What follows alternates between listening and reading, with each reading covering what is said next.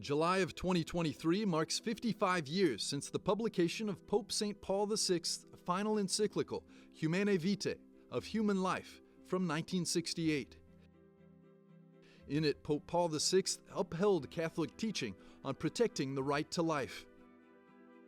The birth control pill was made commercially available in 1960, and a debate on whether or not it could be used by Catholics, along with natural family planning methods, ensued. At the time, it looked possible that a change could be coming. The publication of Humanae Vitae came as a surprise to some Catholics who had started using contraceptives, leading many to ignore the encyclical. Of 12,000 Catholics across the world, and believe it or not, the average of those Catholics, 78% Catholics worldwide, were not in agreement with the Catholic Church on this teaching.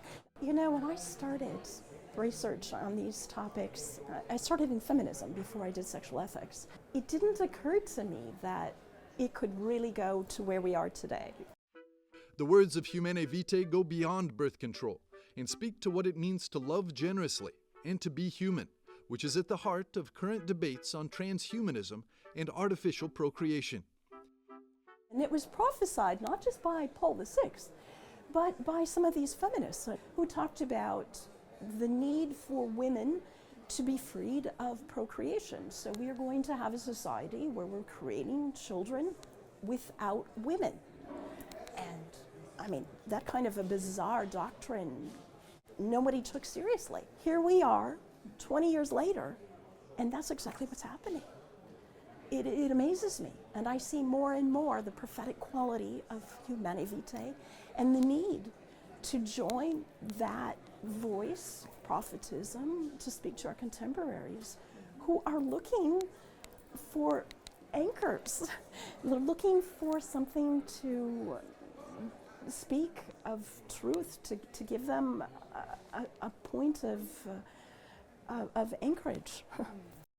Transhumanism is a movement of people looking for ways to enhance human biology, to enable longer lifespans, and ultimately to unlock a way of living forever. This includes concepts like mind uploading to a computer, unimaginable perhaps in Paul VI's time, but Humanae Vitae can be instructive even in these modern areas. As someone who has been working in transhumanism in recent years, I realize that science and technology sometimes go too fast in one direction, but wisdom, prudent reflection, and responsibility need to proceed at a slower pace. It requires a path to be taken. Wisdom must accompany the proper use of science and technology, the benefits of everything we have at our disposal. I'm not pessimistic. I think the only thing we need is to talk about it. We need to talk about it in an attractive way, not moralistic. Understanding how to talk about these issues in an attractive way for a world that needs to hear the message more than ever is a challenge the Church faces.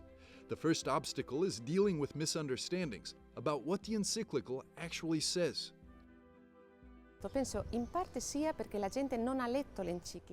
I think partly it's because people haven't read the encyclical. The first recommendation we make is to reread the encyclical with an open mind, trying to understand its sense.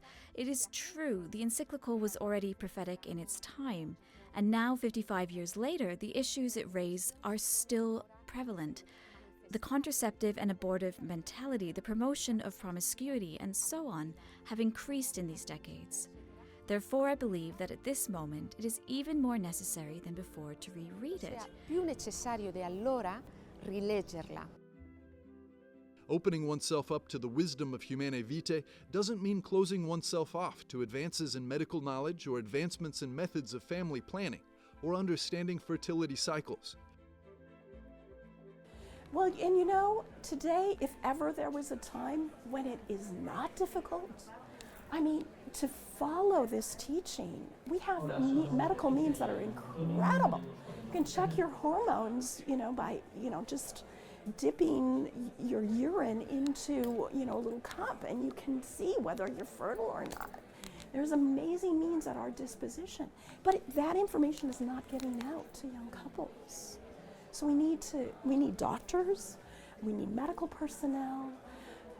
We need Catholics all across the board who are willing to proclaim this doctrine in their particular fields. I think we are up against a challenge that perhaps is as old as mankind. To proclaim the truth is at times to put ourselves on the line, and it calls for a lot of courage. It really does.